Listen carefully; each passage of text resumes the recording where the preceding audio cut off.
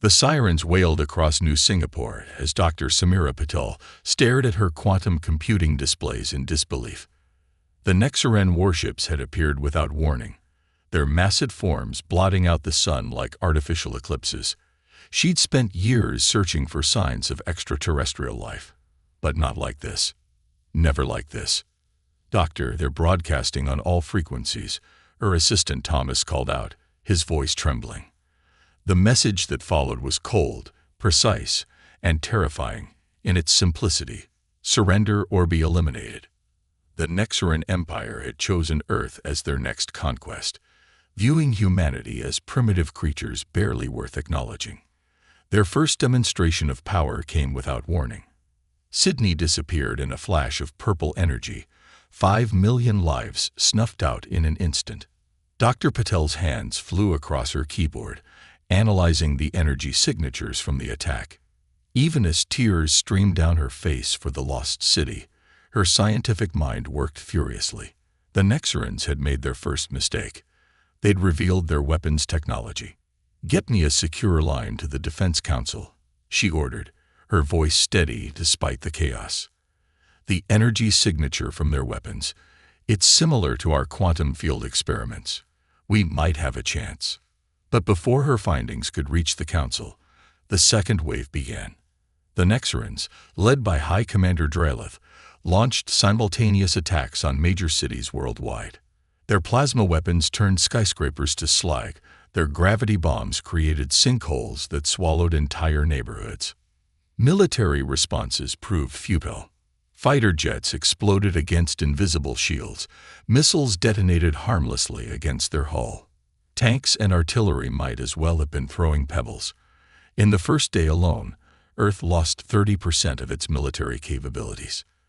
Dr. Patel worked tirelessly in her underground lab, even as the city above burned. She'd managed to save critical data from her quantum research before her university lab was destroyed. The Nexaran's technology operated on principles she'd been studying for years, the manipulation of quantum fields to generate enormous amounts of energy. "They're not gods," she muttered, running another simulation. "They're just further along the same technological path we were already on." Her team had been developing quantum field generators for clean energy. Now, they would become weapons. The first week of the invasion was the bloodiest in human history. Billions died or were displaced. The Nexarans established processing centers in conquered territories, sorting humans into categories: laborers, test subjects, and those to be disposed of. But they hadn't counted on human determination. In her hidden facility, Dr. Patel made her breakthrough. The quantum fluctuations from Nexaran weapons created a unique signature, a weakness that could be exploited. She transmitted her findings through the remaining secure channels to other scientific facilities worldwide. "Their shields operate on a frequency we can detect and potentially disrupt," she explained to the resistance leaders. "But we'll need time to develop the technology, and we'll need samples of their weapons." The resistance leaders shared grim looks. Getting those samples would cost lives, but they had no choice. Humanity needed a weapon against these invaders, and Dr. Patel's discovery was their best hope. As the first month of occupation drew to a close, the Nexarans believed they had won. High Commander Drelith prepared to establish permanent governance over Earth, confident that human resistance would crumble like all other species they had conquered. But in hidden labs and secret bunkers around the world, humans like Dr. Patel worked tirelessly. The quantum disruptor technology was taking shape. They had decoded the fundamental principles of Nexaran shield technology. Now they just needed to survive long enough to use it. "They think they've broken us," Dr. Patel said to her team as they finalized the first prototype. "But they don't understand human nature. We don't break. We adapt. We evolve. We overcome." She looked at the quantum disruptor, a device that represented humanity's first real hope against the invaders.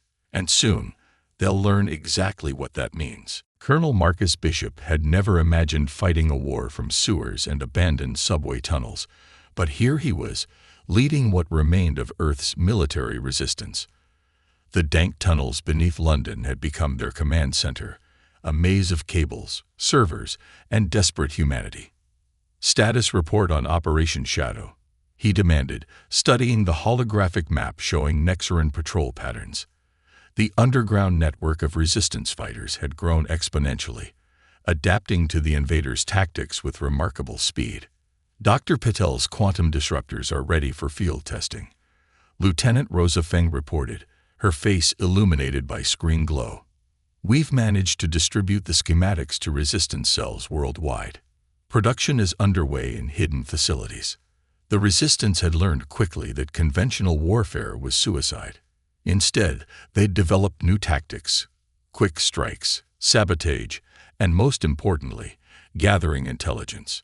Every captured piece of Nexaran technology was immediately sent to scientific teams for analysis. Their patrols are getting sloppy, Bishop observed, marking patterns on the map. They think we're beaten. That's their weakness: arrogance. He'd seen it before in human conflicts, but never on this scale. The Nexarans genuinely believed humans were inferior beings, incapable of meaningful resistance. The first test of the quantum disruptors came during a raid on a Nexaran processing center. The weapons worked better than anyone had hoped. The alien shields flickered and failed, leaving them vulnerable for the first time since the invasion began. Word spread through the resistance network like wildfire. Humanity had a weapon that worked. More importantly, they had hope.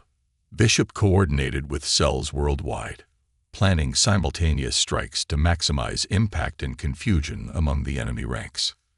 The Nexarans responded with increased brutality, but this only strengthened human resolve. Every atrocity they committed added more volunteers to the resistance. Parents who'd lost children, children who'd lost parents. They all wanted to fight.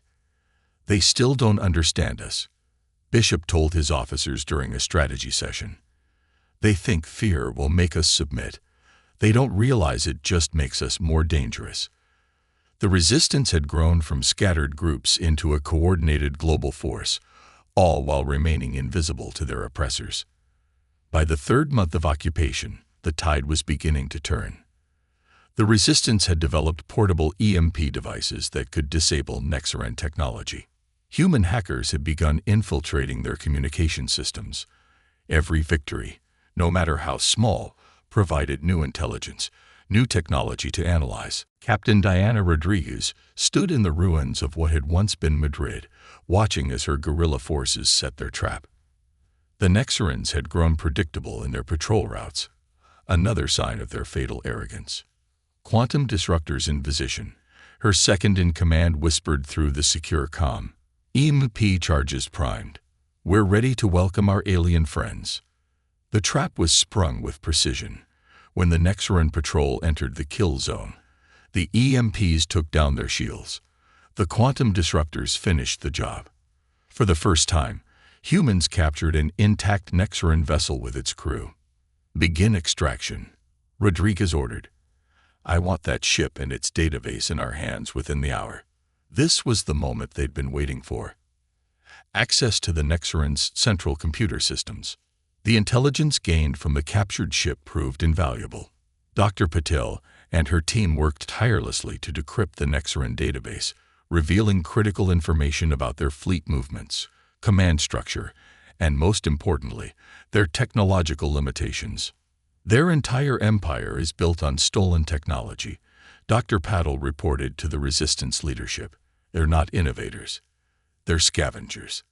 They've never faced a species that could adapt and improve their own weapons so quickly. Rodriguez's successful operation became the template for resistance cells worldwide. Hit-and-run tactics evolved into carefully planned ambushes. Captured Nexaran technology was quickly reverse-engineered and improved upon. Humanity wasn't just fighting back.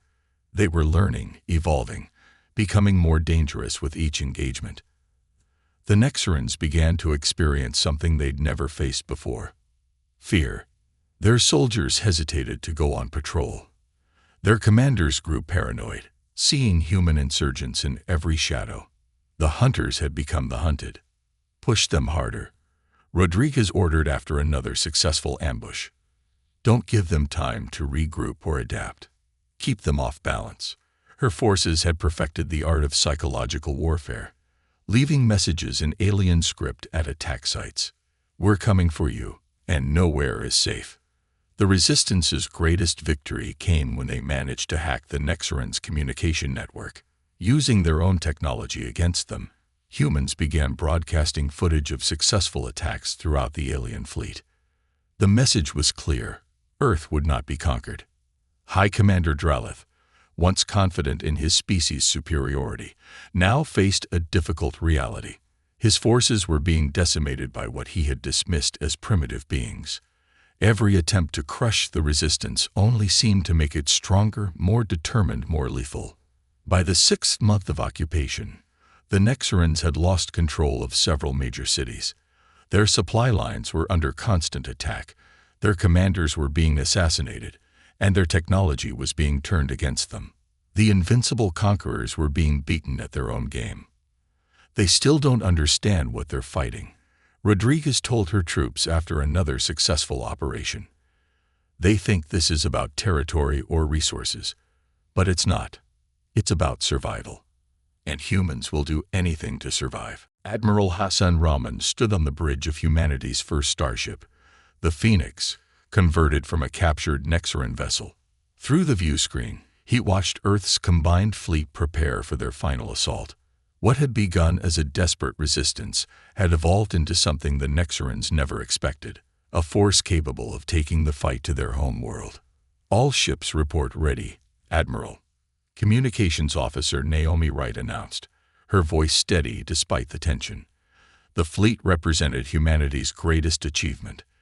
Dozens of vessels combining reverse-engineered Nexaren technology with human innovation. Begin the jump sequence, Rahman ordered. Dr. Patel's improvements to the Nexaren drive systems had given Earth's fleet an advantage. Their ships were now faster, more maneuverable, and more powerful than the original designs. The assault on the Nexaren homeworld began not with a massive attack, but with infiltration. Human stealth teams, led by Captain Rodriguez, disabled the planet's early warning systems using versions of the same quantum disruptors that had turned the tide on Earth. Their orbital defenses are blind, Rodriguez reported. They won't see us coming until it's too late. The lessons learned during Earth's resistance had taught humanity the value of precision over brute force. The Nexaren High Command realized too late that they faced not just military defeat, but extinction. Humanity had not come to conquer. They had come to end the threat permanently.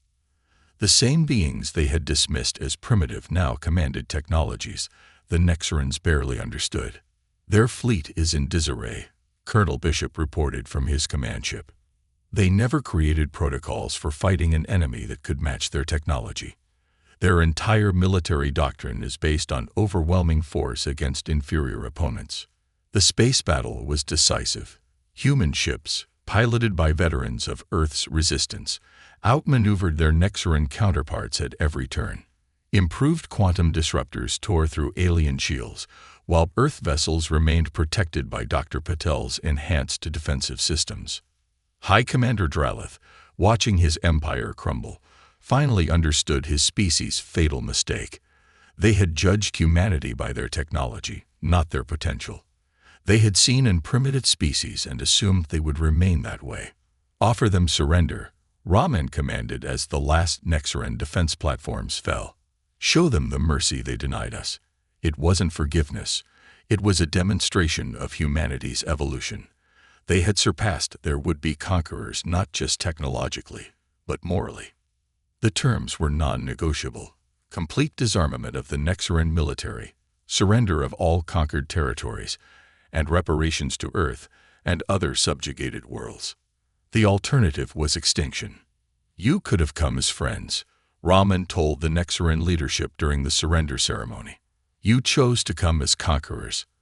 Remember this lesson. Humanity's greatest strength isn't our weapons or our technology. It's our ability to unite and adapt in the face of extinction.